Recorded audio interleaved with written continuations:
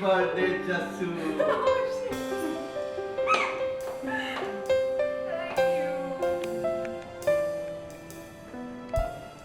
कैसा लगा?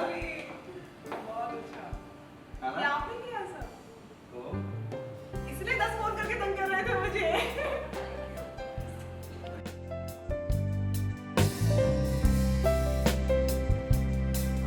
Ready?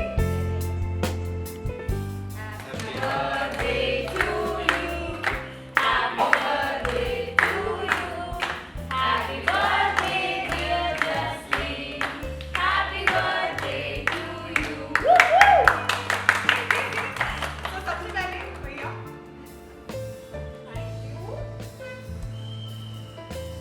बहुत टेस्टी। जस्मीन बर्थडे कितना एंजॉय कर रही है आप? सौरभ ने काफ़ी अच्छा सरप्राइज दिया आपको। जी I am very happy because मैंने एक्सपेक्ट ही नहीं किया था क्योंकि सुबह से आज मैं बिज़ी थी, मैंने केक तक नहीं काटा था और शाम का पहला केक मैंने सौरभ भैया के साथ काटा है, तो उसकी मुझे बहुत ज़्यादा खुशी है। एंड सौरभ भैया ने मुझे सरप्राइज़ किया है, मुझे इस बात की हैरानी भी है क्योंकि मुझे नहीं लगता था ऑनेस्टली कि आप कुछ भी करेंगे सौरभ भैया। नहीं, लेकिन हम लोगों ने बिग बॉस के अंदर भी ये बात की थी कि फोर्थ को इसका बर्थडे आता है और 8th को मेरा, तो इसने पूछा भी था कि क्या भैया आप मुंबई में मेरे बर्थडे में रहेंगे, और आज देख लिया उसने। हाँ बहुत ज़्यादा खुश हूँ मैं, थैंक यू। बिग बॉस के बाद किस तरह की बॉन्डिंग बनी आप लोग की? सेम वैसे ही है? सेम ही वैसे है, और कोई चेंजेस ही नहीं हाँ। है। मतलब आई थिंक मैं और सौरभ भैया हफ्ते में 2-3 बार तो मिलते हैं और हम ऐसे मिलते हैं कि ये मेरी बिल्डिंग के नीचे आ जाते हैं या हम मैकडॉनल्ड्स चले जाते हैं, तो वो एकदम जैसे मैं अपने भाई के साथ हूँ वैसी ही बॉन्डिंग हमारी है।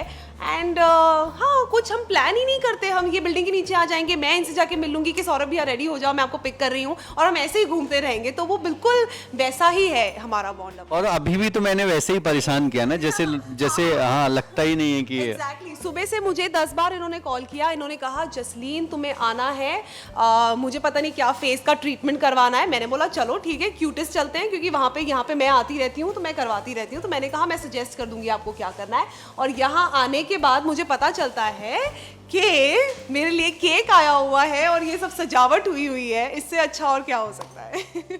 तो ऐसे ही मैं परेशान करते रहता हूँ इसको, क्योंकि इसने बिग बॉस के अंदर मुझे बहुत परेशान किया है और बहुत सारे चाय के ऑर्डर लेके आती थी मेरे पास ये आज भी मुझे याद है, बहुत तंग किया है तो वो सारे बदले मैं बाहर आके ले रहा हूँ इससे। और अगर आपको याद हो कुछ बिग बॉस की कुछ भी हमारी चीज़ें जो ये परेशान करती थी मुझे, तो आप ज़रूर कमेंट में बताइएगा हाँ, जो हम आपको भूल कुछ रहे भी हैं। याद है क्योंकि आई एम श्योर जो लोग हमें पसंद करते हैं उन्होंने बहुत ध्यान से देखा है, तो अगर आपको कुछ ऐसा याद है जो मैंने इनके साथ छेड़छाड़ की हो, और आप कमेंट सेक्शन में आप प्लीज़ बताइए कि क्या वो ऐसा एक बात थी जो मैंने इनसे कही थी जो आप लोगों को बहुत फनी लगी थी। हाँ। और एक बात और बता दूं, जसलीन ऐसे तो बहुत बच्ची है, बहुत मस्ती करती रहती है, लेकिन ये बहुत ही अंदर से इमोशनल भी है, और ये जहाँ मस्ती करनी होती है वहाँ मस्ती करती रहती है ऑल टाइम, और सभी को करनी चाहिए, क्योंकि हमेशा लाइफ में हैप्पी रहो, हमेशा खुश रहो, क्योंकि टेंशन लेने से भी वो दूर नहीं होती है। तो ये हमेशा हैप्पी रहती है, मुझे अच्छा लगता है कि ये हमेशा खुश रहती है। लेकिन जहाँ पे मैच्योरिटी लेवल की बात आती है वहाँ पर ये बहुत ही मैच्योर भी है, और घर को संभालने की बात ले लो या फिर कुछ भी जैसे मम्मी को ध्यान देना है तो उनको टाइम टाइम पे जिम के लिए बोलना है, या पापा को ध्यान देना है, सारी चीज़ें ध्यान देती है। अगर मेरा कुछ भी इनको लगता है, इसको लगता है कि भैया यहाँ पे ये चीज़ आप नया कुछ करो, तो ये ज़रूर सजेस्ट करती है। तो इसके साथ एक बहुत अच्छी बात है कि ये साफ दिल की भी है, और ये मस्तीखोर भी बहुत है, एक बच्चा भी है इसके अंदर, लेकिन ये मैच्योर भी बहुत है। आई थिंक ये सबसे बड़ी बात होती है कि आप बचपना भी कर रहे हो, और जहाँ मैच्योर होने की ज़रूरत है, जहाँ चीज़ें हैंडल करने की ज़रूरत है, आप वैसे एक्ट भी कर रहे हो, तो ये सबसे बड़ी बात है। और आई थिंक हर इंसान का जो बचपना है वो बाहर आना बहुत ज़रूरी है, तो मैं उसमें कोई कमी नहीं रखती। जैसा मुझे बिहेव करना है मैं वैसे ही बिहेव करती हूँ, मैं कैरी नहीं करती किसी की भी कि कोई मेरे को क्या सोच रहा है देखकर। एंड सौरभ भैया के साथ भी सबसे खास बात यही है कि वो बिल्कुल मेरे जैसे ही हैं, मैं चाहे तंग करूँ, जो मर्जी करूँ, हूँ ये कभी गुस्सा नहीं होते। सिर्फ एक बार आप गुस्सा हो गए थे जहाँ आपने कुर्ता वुर्ता फाड़ दिया था, वो नहीं तो देखकर मैं वो बहुत डर गई बहुत थी। कम गुस्सा आता है मुझे, ऐसे गुस्सा मैं करता ही नहीं हूँ। सारे लोगों ने देखा ही होगा वैसे भी कि मैं गुस्सा बहुत कम आता है मुझे, क्योंकि गुस्सा करने से चीज़ें बिगड़ती हैं, कभी बनती नहीं है। तो जितना कम गुस्सा करो उतना ही ज़्यादा अच्छा है लाइफ में। बस खुश रहो, हैप्पी रहो और दूसरों को भी खुश रखो। कौन क्या कहता है ये तो हमेशा ही होते रहेगा लाइफ में, है ना। कभी भी हम कितना भी कुछ अच्छा कर लें, कुछ भी कर लें लाइफ में, वो चीज़ें कभी नहीं छूटती लोगों के बोलने वाली। तो वो मत ध्यान दो, अपना काम करो, खुश रहो, बस जैसे जस्सू रहती है। बिल्कुल।